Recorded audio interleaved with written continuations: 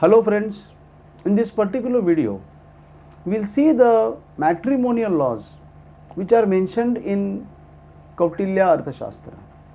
Also there are certain types of marriages which are mentioned by Kautilya.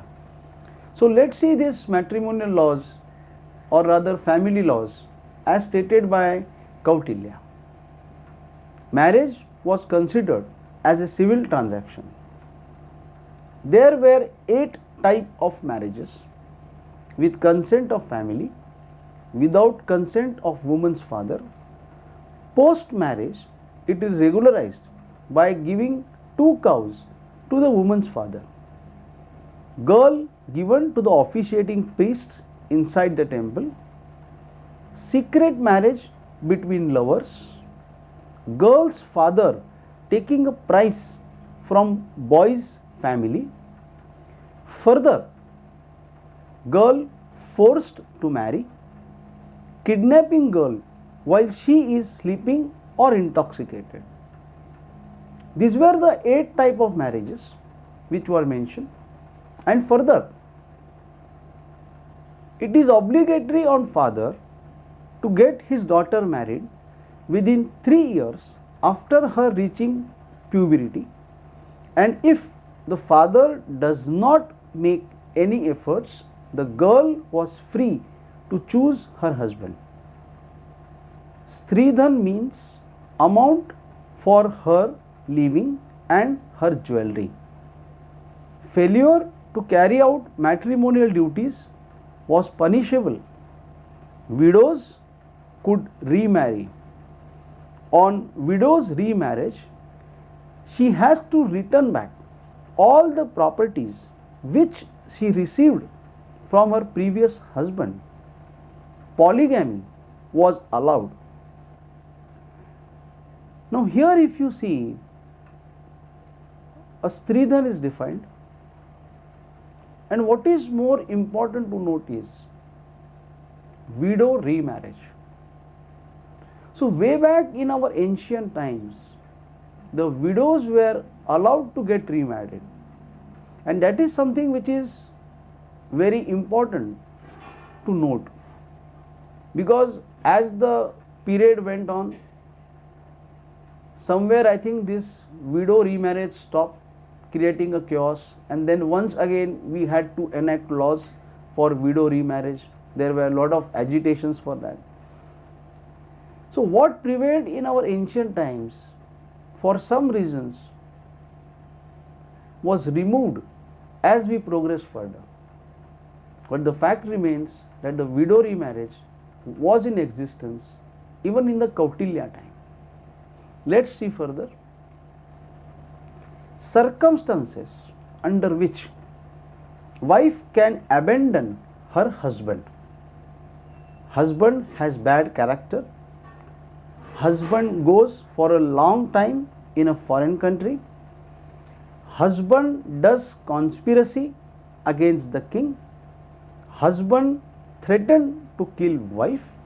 Husband becomes impotent. Adultery was an offense. Whoever helps an adulterer to escape by taking bribe was also liable for fine. So here we are shown the circumstances under which a wife could have abandoned her husband. Now probably it is not very clear that abandoning means what we call today as the divorce, but still it seems that wife had right to stay away from her husband in certain specific situations.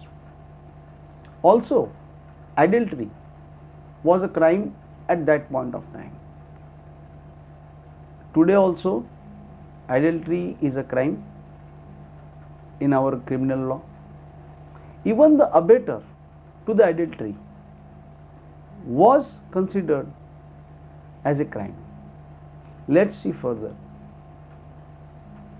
Divorce cannot be taken in case of following types of marriages: Brahma, Prajapatya, Arsh, Daiva. In following types of marriage, divorce can be taken only when there is a mutual hatred. Gandharva, Asurya, Rakshasa, Pishacha. So I think somewhere the family law seems to be more segregated and more clarified in the times of Kautilya, because he has written that in which cases the divorce cannot be taken, in which cases divorce can be taken, and somewhere there is mutual hatred concept. So we can easily assume that there was also a mutual consent divorce which prevailed at that particular point in the society. First of all, as on today, we have no such provision that a particular marriage or a particular type of marriage, the husband and wife are not entitled for a divorce.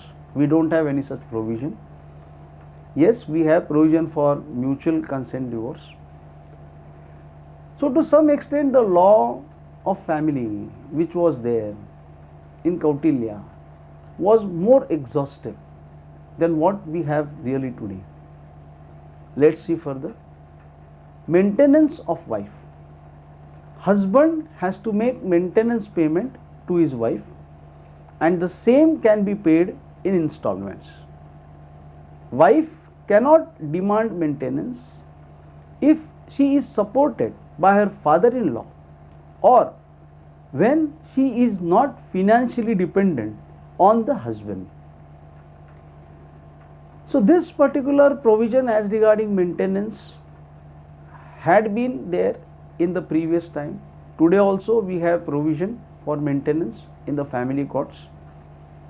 So somewhere again we find, when you see this overall family law, there are a lot of similarities between the law which prevailed at the time in the Kautilya's Arthashastra or at that particular time and the family law which is there as on today, which again leads us to a conclusion that yes, the present family law also has its roots in the ancient law.